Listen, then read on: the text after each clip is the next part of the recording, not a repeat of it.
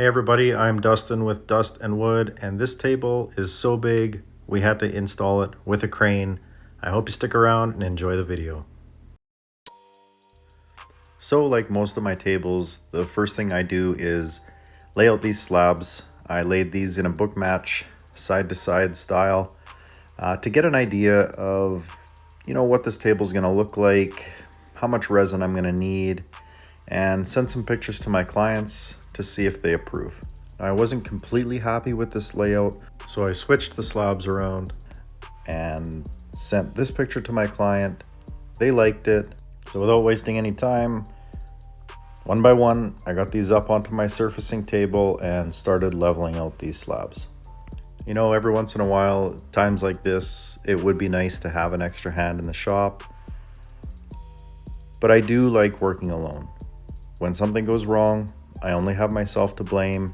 When I go home at the end of the day and I come back, everything is in the same spot where I left it. And it's nice going to the shop and just doing my own thing. I built this table in 2022. I had my homemade surfacing table here. I have since upgraded to a taut sled. Now what I'm using here worked really well for the time that I had it. I was limited to length and width. I could only surface tables 10 feet long and just over 48 inches wide. Now, this being a 5-foot table, I couldn't surface it on here after I had the resin poured. So I ended up taking it to a friend of mine who has a 5-foot wide CNC machine. He was able to help me out with that. But now that I have my new taut sled router sled, I can surface pretty much as wide and as long as I need to.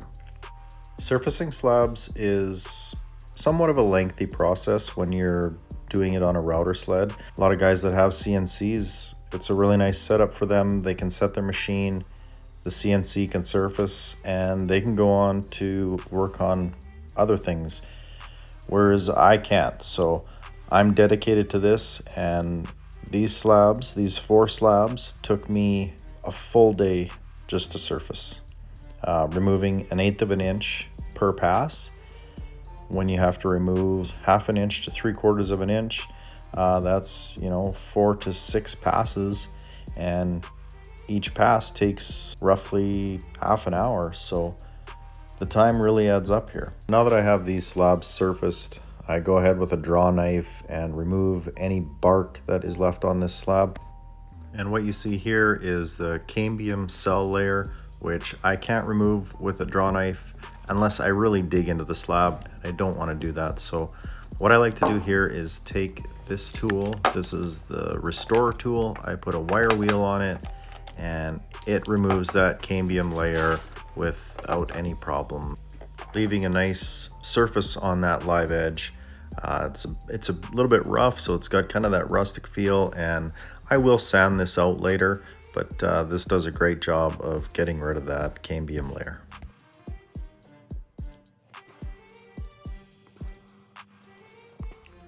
Now that we have our slabs surfaced, we have the live edges cleaned up nicely, I can start trimming these to size and we can see this table start to take shape. So I'll just shut my mouth for a minute and let you watch.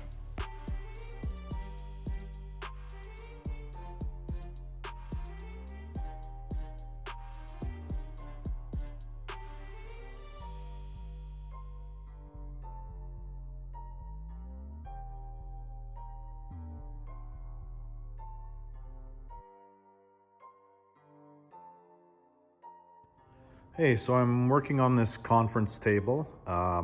This is going to be 2 separate pieces, and then they'll be joined at the office to make a 22-foot table. So my original plan, this was the original layout, and it might still stay like this, but I just cut my joint square, and if you notice, the live edge here doesn't match up, and it doesn't match up here. So I could trim that down and just kind of work it so that it all flows evenly. Or another idea I had was to take this slab, these 2 book match each other, and then those 2 book match each other. So I thought maybe I'd take this one, spin it, put it there, Then the live edge will be the same, and it'll book match this way. And do the same, bring this one down here, and then they'll book match this way. So rather than book matching side to side, they'll book match end to end. And they're all 4 from the same tree, so they'll still all look the same. But let's try it out and see how it works.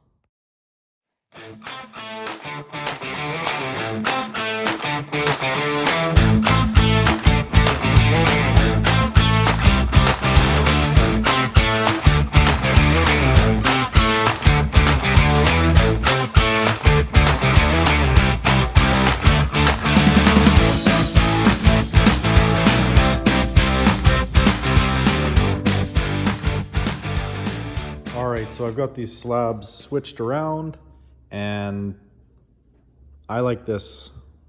I like having them book matched end to end. I like how the joint in the middle is going to flow nicely. Even the grain, you know, in the live edge, you can see how it just matches there and over here as well.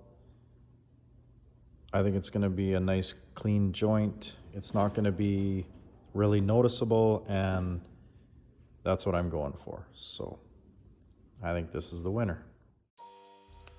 Now that I have these slabs laid out how I actually want them, I can start cutting these down to size. Like I said, this is a 5-foot wide table, so there is some trimming that needs to be done in order to fit this all into the form.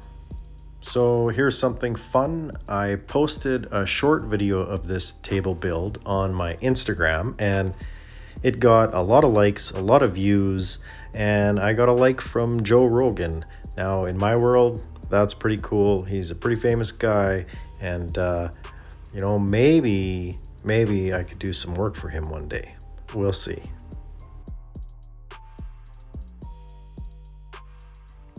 At this point, I have everything basically cut to size, so I build my form to do my resin pour. For the base of my form, I use high-density polyethylene, otherwise known as puckboard. And what I really like about it is your resin won't stick to it. It will never release any bubbles into your resin. You don't have to worry about anything leaking through it, and you can use it over and over again. I've been using this piece for 5 years, and I have had no issues, and I can see that it's going to last me a really long time. Now, most hardware stores carry this stuff, so it's pretty easily accessible. Okay, now that our slabs are in place in the resin mold, I can start mixing resin. For my resin pours, I use a deep casting resin from Designer Epoxy. I've successfully poured this up to 3 inches thick. I run fans on it all of the time, and I'm sure I could go thicker. I just haven't had the opportunity yet to do a job that required it. So for this table, the client didn't want to be able to see through the resin, but they also wanted to be able to see the live edge in the resin. So what I'm going to do is pour 3/4 of an inch thick layer, and then I'm going to let that cure, and I'm going to come back and I'm going to top it up with a crystal clear layer of resin. That will allow the customer to be able to see the live edge without seeing through the table. One important step that I didn't mention here, you always want to make sure that your slabs are clamped in place, because as you are adding resin, they will float. In this pour, only going 1/2 inch to 3/4 of an inch thick, I don't think they would float, but you know what? I take the precaution anyways. I have had slabs float, and it's brutal. You waste a whole bunch of resin, which costs you money, and you have a ton of cleanup. So for the amount of time it takes me to clamp my slabs down to ensure a successful resin pour with no headaches, I'm gonna do it every time. After about 5 days, this resin has cured enough where I can come along and sand it. The reason I sand it is so that when I pour my next layer of resin, I get a nice strong bond between the 2 layers, and I don't have to worry about any separation over time. After you pour the second layer, it fills in any scratches left behind by the sandpaper, so you don't have to worry about seeing anything through that clear layer of resin. Something you don't see me do is put this clear layer of resin into a vacuum chamber to suck out all of the bubbles. This ensures a crystal clear resin pour. I've done this before without using a vacuum chamber, and there are always micro bubbles that appear, it seems, in the last few stages of the curing process.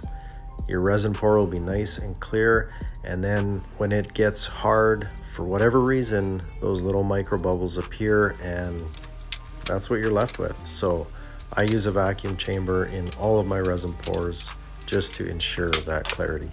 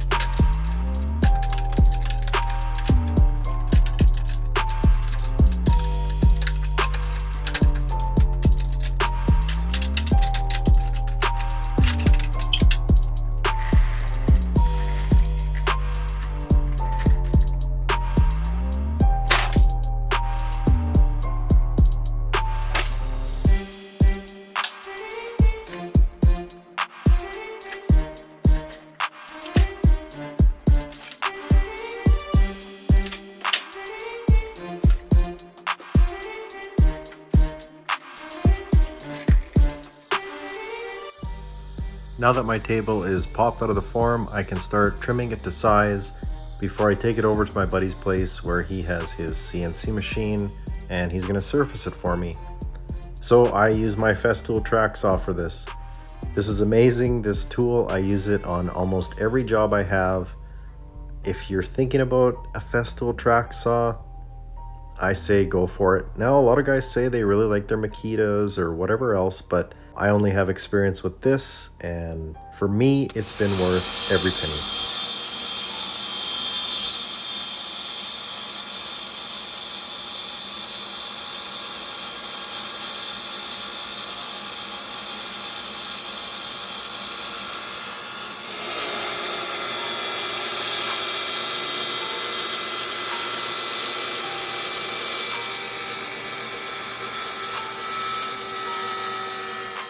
Oh, look at me, so proud. Okay, let's get this table loaded up into the back of my Tundra, and we're gonna take it over to my buddy's shop where he's gonna surface it for me. And don't worry guys, that smoke you see coming out of my forklift, it's supposed to do that. It's a 2-in-1 machine.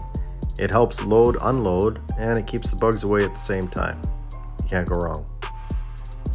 Now the wheel wells on the box of my truck are only 4 feet wide, and this table being 5 foot wide, I had to put this on 5-gallon buckets to raise it up above those wheel wells, and this worked really good for me. So now we're loaded, strapped down, and trust me, that thing ain't going anywhere.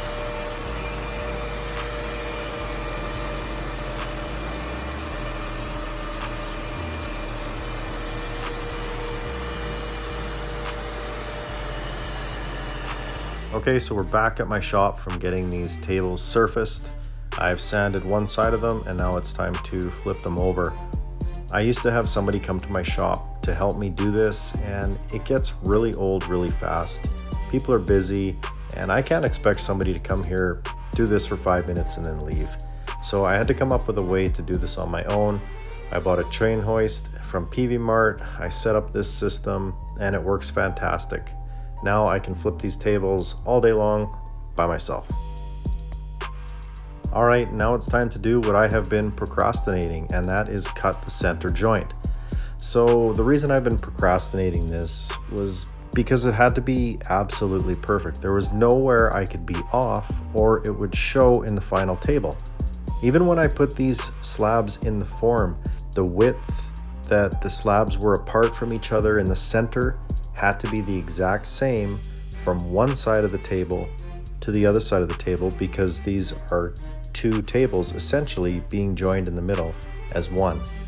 So I cut that edge straight, Then I brought the two ends together like this, and I'm cutting both of these slabs with one cut. This way they should match perfectly when I put them together.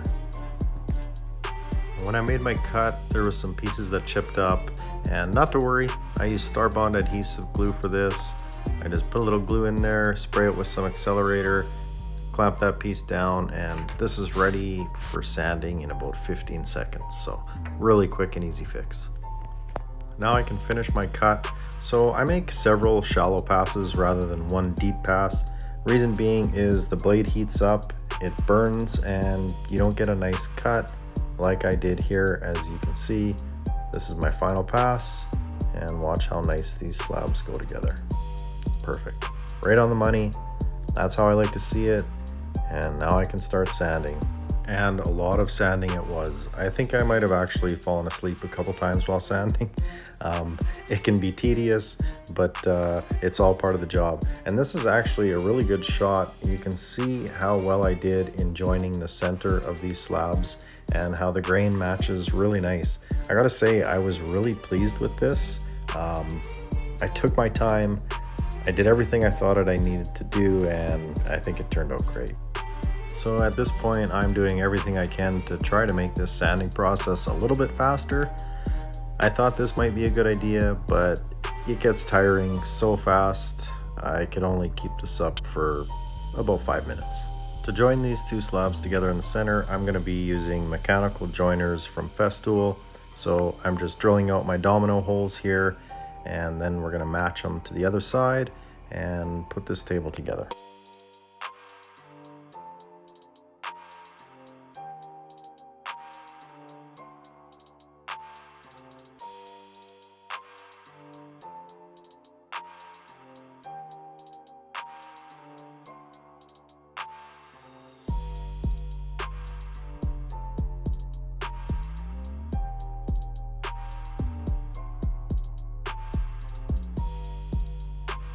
Now that these two table halves are joined together, I'm going to go ahead and put some oil on the bottom side of this table before flipping it over, drilling out the holes for the media, and oiling the top side. So due to the size of this table, my client wanted me to add speakers.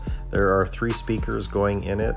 They run up the middle of the table, and this way when somebody's giving a presentation in the room, their voice will come through each one of these speakers, and everybody sitting around the table will be able to hear them without any problem.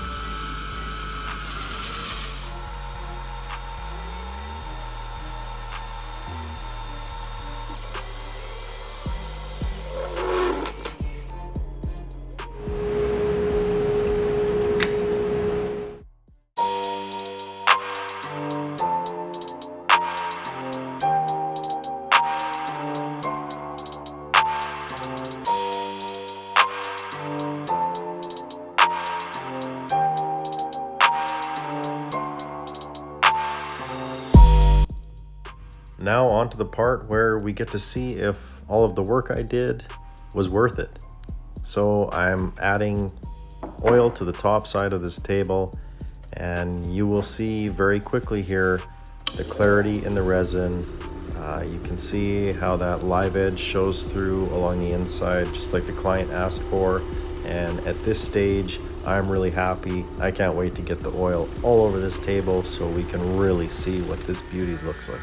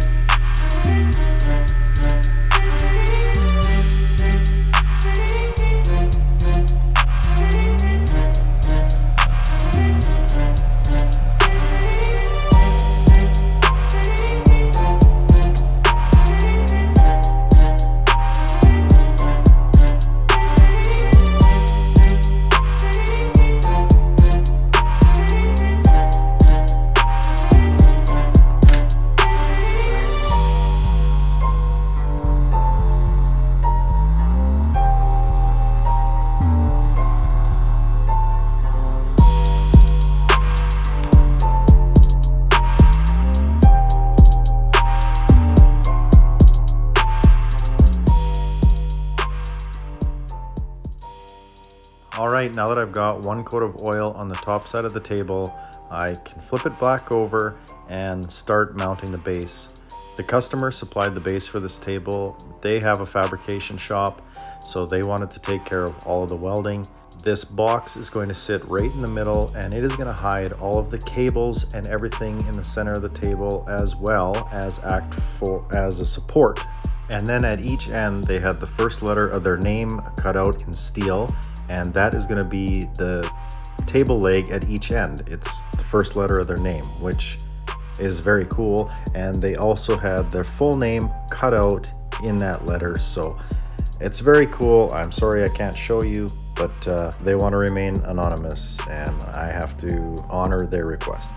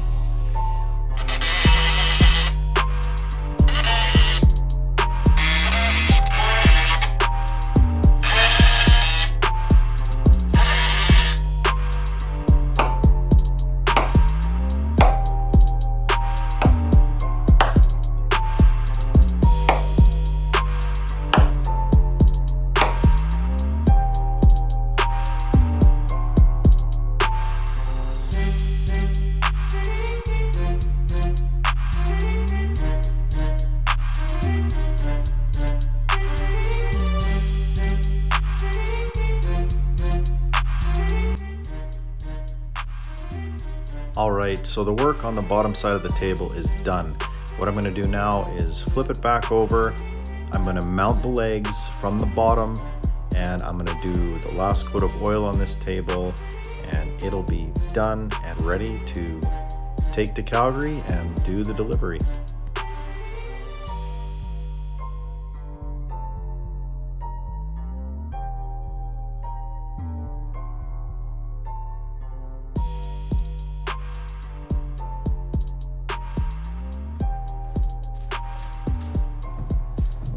Everything fit together perfect, just like it was supposed to. So I applied the second coat of oil, and this is how it looks in my shop before taking it to Calgary. Packed it all up, put it on a trailer, and we had to crane this in through a 3rd-story window. So here's a little shot of it on the crane. And I gotta say, this was a cool experience. Seeing my table being lifted up by a crane, brought in through a 3rd-story window. It was just really neat. So once we got it in, we set it up. Here it is in my client's boardroom. They were really happy, over the moon. I mean, look at the beauty in this Canadian Black Walnut.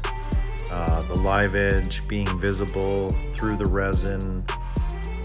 You know, it was just an epic build. 21 feet long, 5 feet wide. I was able to handle the majority of it on my own, and I hope you guys really enjoyed this video. I hope you subscribe to my channel, because I plan on putting out many more. And at the end of this, I'm gonna show the install video. I hired a videographer, and they brought a drone in, and it was really cool. So check it out.